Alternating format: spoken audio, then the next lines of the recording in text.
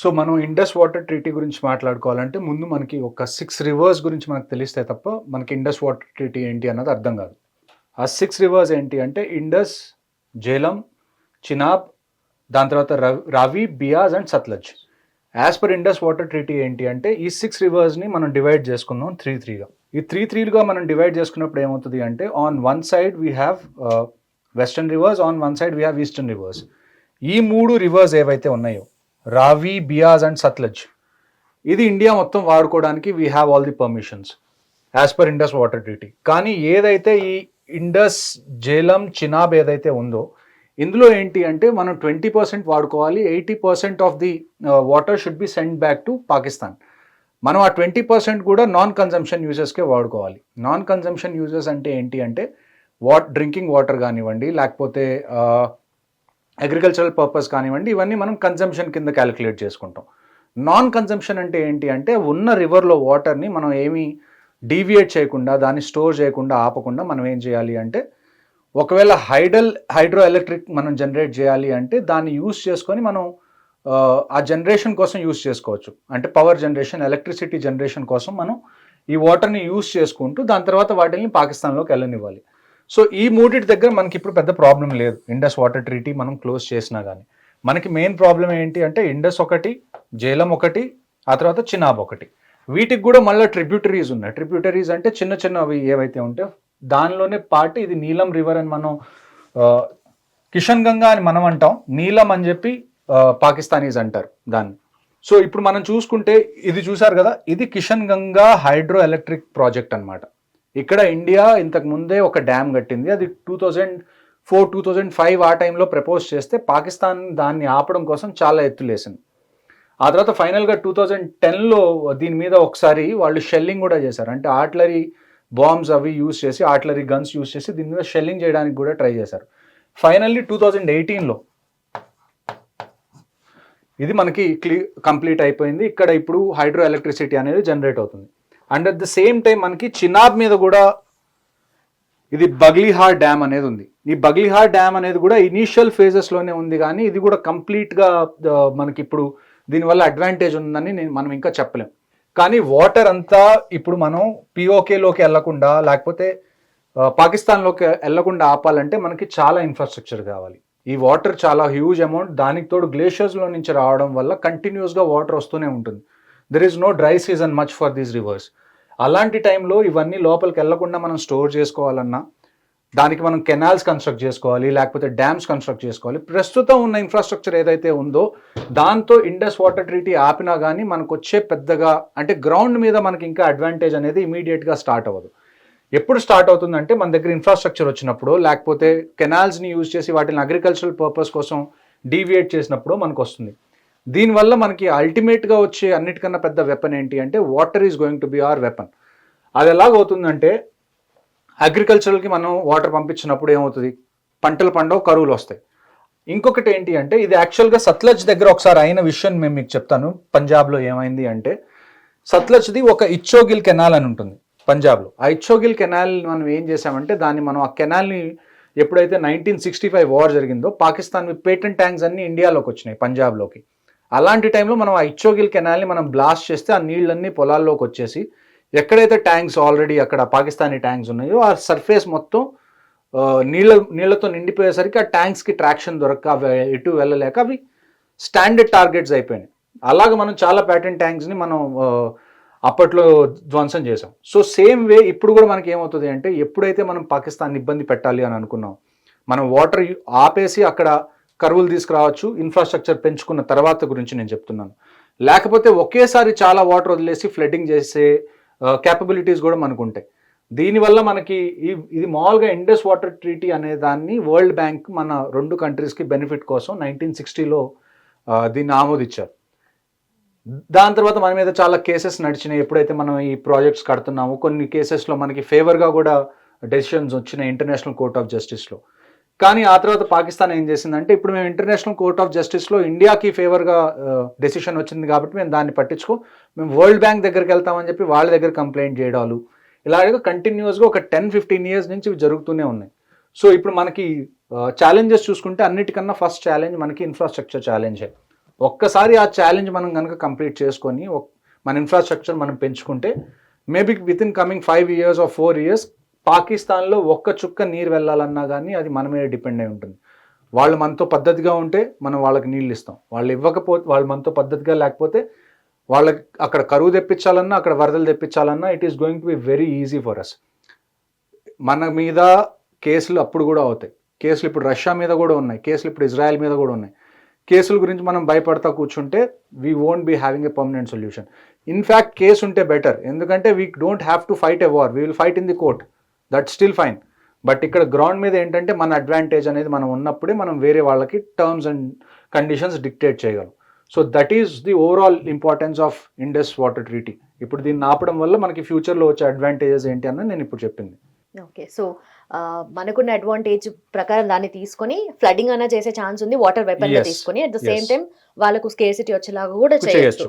But ఇది ఎంతవరకు మనకు పాసిబిలిటీ అనేది, అంటే ఫ్యూ ఇయర్స్ లో మీరు చెప్పినట్టుగా కెనాల్స్ అన్ని కన్స్ట్రక్షన్ అయితే ఎన్ని ఇయర్స్ లో పాసిబుల్ అవ్వచ్చు? చూడండి, ఇప్పుడు వరకు ఏంటంటే ప్రతిసారి మనం ఏదైనా ఇన్ఫ్రాస్ట్రక్చర్ అక్కడ కట్టడానికి ట్రై చేసినప్పుడు we always use to have some negativity from Pakistan. వాళ్ళ ఆర్గ్యుమెంట్ని మనం కన్సిడర్ చేసేవాళ్ళు, అందుకనే మనం కోర్టు దాకా వెళ్ళడం లేకపోతే దాన్ని రిజాల్వ్ చేసుకోవడానికి ట్రై చేసాం. ఇప్పుడు మనకి అలాంటి మైండ్ సెట్ లేదు. వాళ్ళు ఎంత అరిచి గీ పెట్టినా కానీ లేకపోతే వాళ్ళు ఎంత కోర్టులో కేసు వేస్తామన్నా కానీ we have taken a decision, ఈ వాటర్ మీకు మేము ఇవ్వము అని. So I think now it is going to get much faster. ఈ ఇన్ఫ్రాస్ట్రక్చర్ ఏంటంటే ఒక 10 years 15 years బ్యాక్ మీరు కన్స్ట్రక్షన్ టెక్నిక్స్ చూసుకుంటే అవి కొద్దిగా పాతవైపోయినాయి, ఇప్పుడు ఇంకా అడ్వాన్స్ టెక్నిక్స్ వచ్చినాయి, మషినరీస్ పెరిగిపోయినాయి. సో ఇప్పుడు మీరు నన్ను అడిగితే I can predict somewhere in 5 to 6 years నాకు తెలిసి we will be having capabilities to control the entire water streams of these 3 rivers. Okay. And yes, మీరు అన్నట్టుగా ఇదే ఒక కైండ్ ఆఫ్ వార్ వేజింగ్ అవుతుంది. అండ్ ఇన్ వార్ వేజింగ్ అవ్వాలి. How long are you going to sit calmly? Okay, so మనకు ఈ red list black list ఉంటాయి కదా, what UN Council says and all. So Pakistan is like already UN got defunct a long time. ఎప్పుడైతే Russia Ukraine war జరిగిందో ఆ తర్వాత Israel Palestine ఏదైతే war జరుగుతుందో, ఇన్ని వార్స్ జరుగుతుంది, మీరు ఎక్కడన్నా UN ప్రెసెన్స్ కానీ లేకపోతే వాళ్ళు ఏదైనా చేస్తున్నట్టు మీకు కనపడిందా న్యూస్లో? So what are they going to, అంటే ఇప్పుడు మనం వాళ్ళని నెత్తి మీద పెట్టుకుంటే UN వాళ్ళు మనల్ని ఇబ్బంది పెడతారు. If you don't give a damn about them then they will also stay in their own boots. Now it is important we keep international forums in their boots, because this is the time. మనం ఒకళ్ళు ఏమనుకుంటారు అనుకునే దానికన్నా మనకి కావాల్సిన solution ఏంటి అన్న దాన్ని మనం చాలా ఇంపార్టెన్స్ ఇస్తే అప్పుడు we really don't have to care about UN. That is what I feel personally. Okay, and also security council లో మెంబర్ అవ్వాలి, టాప్ లో ఉండాలి. ఇప్పుడు సెక్యూరిటీ కౌన్సిల్ లో టాప్ లో ఉన్న వాళ్ళు ఎవరు వార్ క్రైమ్స్ చేయలేదా? What has been US doing in Afghanistan for such a long time? వాళ్ళు ఉన్నారు కదా సెక్యూరిటీ కౌన్సిల్లో. How did they get chance to get into security council? Even ఇప్పుడు కూడా షీ జిన్పిన్ మోదీతో మాట్లాడాలి, we need to have talks అన్ని బయటకు వచ్చింది. So this is the time India also talks to China. ఎందుకంటే ప్రతిసారి మనం UN సెక్యూరిటీ కౌన్సిల్లోకి వెళ్ళేటప్పుడు China is one of the biggest all the time they give us a negative vote. Pakistan విషయంలో they were already supporting and always. And in fact ఇంకొక నిజం ఏంటంటే actual గా సెక్యూరిటీ కౌన్సిల్ లో ప్లేస్ మనకొస్తే Nehru because of 1962 war అవన్నీ హిందీ చీనీ బాయ్ బాయ్ అన్న పాలసీ ఎప్పుడు వచ్చిందో we have given that security council seat to China. లేకపోతే మనం ఆల్రెడీ ఎప్పుడో UNSC లో మనం పర్మనెంట్ మెంబర్ అయ్యేవాళ్ళు. I think looking at the changes, geopolitical changes, if you go for this action we will also get into UN Security Council, even if they like it or not. Perfect. And as per ఇప్పుడు జరిగిన Pahalgam attack reaction గా Indian government ఏదైతే ఇది announce చేసిందో, this is a geopolitical reaction. And along with this geopolitical reaction I want on ground reaction also. That is when ఇప్పుడు మీరు ఎంతన్నా చేసినా కానీ Pakistan is still going to do all the things there. Next మన action ఎలాగ ఉండాలి అంటే, if they want to try the same stunt again, వాళ్ళకి అది మైండ్లో ఆలోచించడానికి కూడా గట్స్ రాకూడదు. So that will only happen when we do ground operations. ఇవన్నీ all these decisions are still fine, but గ్రౌండ్లో if you don't make them understand the consequences. ఇప్పుడు మన దగ్గర ఇక్కడ నార్మల్ ప్రజలు కదా చనిపోయింది, సో అక్కడ కూడా వాళ్ళకి అర్థం అవ్వాలి what the consequences is. Only then, till the time it's army versus army, we're completely fine with it. Will fight, will have a good competition. But when it comes to civilians who are unarmed, who are untrained, మీరు already somewhere you have indirectly set that these people are cowards. ఒకవేళ నిజంగా ధైర్యం ఉంటే ఆమీన్ కదా వాళ్ళు face చేయాలి. They shouldn't be facing innocent civilians. When you have done such kind of a thing, prepare for the consequences. And I hope the consequences are really hard hitting. ఇది శ్రీనగర్, ఇది సోన్మర్గ్. సోన్మర్గ్ మీరు ఎందుకు గుర్తుపెట్టుకోవాలి అంటే ఇక్కడి నుంచే మనకి అమర్నాథ్ యాత్ర స్టార్ట్ అవుతుంది. ఆ తర్వాత ఇవన్నీ అనంతనాగ్ డిస్ట్రిక్ట్లో జరిగింది కదా, ఇది అనంతనాగ్, ఇది పుల్వామా. మీరు ఒకసారి ఏరియాస్ చూసుకోండి. పుల్వామా మీకు ఆల్రెడీ తెలుసు. శ్రీనగర్ కింద ఏవైతే ఈ ఏరియాస్ ఉన్నాయో వీటన్నిటిని మనం సౌత్ కాశ్మీర్ అంటాం. South Kashmir is the place where terrorism is infested comparatively. ఓవరాల్గా టెర్రరిజం అనేది ఎక్కువ ఇన్ఫెస్ట్ అయింది మనకి ఈ సౌత్ కాశ్మీర్ ఏరియాస్లో. సౌత్ కాశ్మీర్ ఏరియాస్లో మనకి ఏమొస్తాయి, పుల్వామా, అనంతనాగ్ ఇవన్నీ వస్తాయి. సో ఇప్పుడు మనకి అనంతనాగ్ ఇదైతే అనంతనాగ్ డిస్ట్రిక్ట్లో మనకున్న ప్లేస్ ఏంటి చూడండి, ఇది పెహల్గామ్. ఇది పెహల్గామ్ టౌన్ నుంచి మనం ఇంకా లోపలికి వెళ్తే పెహల్గామ్ అనేది మనకి అనంతనాగ్ డిస్ట్రిక్ట్లో పడుతుంది. సో ఎప్పుడైతే మనం పెహల్గామ్ క్రాస్ చేసి, ఇది స్విట్జర్లాండ్. సో ఇక్కడ ఒక పాయింట్ తర్వాత మనకి రోడ్ ఎలాగా ఉండదు, ఎందుకంటే ఇది కొద్దిగా కొండ పైన ఉంది. ఇక్కడ మనం ఏం చేస్తామంటే ఇక్కడ వెహికల్స్ ఆపేసి అక్కడి నుంచి మ్యూల్స్ కానీ లేకపోతే హార్స్ బ్యాగ్స్ కానీ అలా రైడ్ చేసి మనం ఇక్కడికి వెళ్తాం. ఇక్కడ మీరు చూసుకుంటే మీరు వీడియోస్లో కూడా చూసుకున్నారు ఆ జిప్ లైన్ అడ్వెంచర్ ఏదైతే ఉందో, కొంతమంది జిప్ లైన్ చేస్తున్నారు. సో బ్యాక్గ్రౌండ్లో ఏదైతే ఈ ఫారెస్ట్ ఏరియా ఉందో, ఈ ఫారెస్ట్ ఏరియా నుంచి టెర్రరిస్ట్ వచ్చి ఇక్కడ అటాక్ చేశారని ఇప్పుడు వరకు మనకి ఇన్ఫర్మేషన్. మళ్ళీ ఆ తర్వాత వీళ్ళు ఇదే ఫారెస్ట్లోకి తప్పించుకున్నారు. మీరు చూడండి ఫారెస్ట్ కవర్ కూడా ఒకసారి చూసుకుంటే దీని లోపల చాలా చోట్ల హైడౌట్స్ అవి ఇవి పెట్టుకోవడానికి చాలా ఈజీ. హైడౌట్స్ ఎలాగుంటాయి అంటే ఇక్కడ మీరు ఇవన్నీ ట్రీస్ చూస్తుంటే ఇవన్నీ దేవదార్ ట్రీస్, చాలా పెద్ద ఉంటాయి, చాలా స్ట్రాంగ్. దీని రూట్స్ కానివ్వండి, దీని ట్రంక్ కానీ చాలా స్ట్రాంగ్గా ఉంటాయి. సో వీళ్ళు ఏం చేస్తారంటే దీని వెడల్పు కూడా చాలా ఎక్కువ ఉంటుంది ఈ ట్రీస్లో. కొన్ని ట్రీస్ ఐడెంటిఫై చేసుకొని ఆ ట్రీ రూట్స్ ఎక్కడైతే ఉంటాయో అక్కడ గుంతలు దోకొని లోపల చిన్న సొరంగం లాగా ఒకటి సెట్ చేసుకొని అలాంటి చోట హైడౌట్స్ వాళ్ళు బిల్డ్ చేసుకుంటారు. సో మీరు ఒకసారి ఓవరాల్గా ఈ ఏరియా మొత్తం చూసుకున్నా కానీ చుట్టుపక్కలంతా మీకు ఉంది దాన్ని ఏమంటారు న్యాచురల్ వెజిటేషన్. ఈ న్యాచురల్ వెజిటేషన్ అనేది ఆ టెర్రరిస్ట్ని కాపాడుతుంది. సో మోస్ట్లీ నాకు తెలిసి వీళ్ళు ఇంకా ఈ టెర్రరిస్ట్ ఆ వెజిటేషన్ని యూజ్ చేసుకొని లోపలే ఉంటున్నారు. సో ఇప్పుడు ఆర్మీ కానీ ఎవరైనా ఆపరేషన్ చేయాలన్నా కానీ మనకి రెండు ఆప్షన్స్ ఉన్నాయి. Either wait till they come into the towns, urban warfare అయినా జరగాలి, లేకపోతే the entire army gets deployed and goes into the forest and jungle warfare అయినా జరగాలి. ఈ రెండు ఆప్షన్సే మన దగ్గర ఉన్నాయి. మళ్ళీ ఒకసారి చూడండి, ఈ మినీ స్విట్జర్లాండ్ అంటారు అందరూ. ఈ కంప్లీట్ చూస్తుంటే మొత్తం డెన్స్ ఫారెస్ట్, ఈ ప్యాచ్ ఒక్కటే మనం టూరిజం కోసం యూజ్ చేస్తాం. ఇదంతా మళ్ళీ ఫారెస్ట్ డిపార్ట్మెంట్ కింద ఉంటుంది, ది ఎంటైర్ ఫారెస్ట్. బట్ ఇక్కడ టెరైన్ ఎలా ఉంటుంది ఈ రీజన్ లో? ఇది మీరు వీడియోస్ లో చూసినా కానీ దీస్ ఆర్ లైక్ మెడోస్.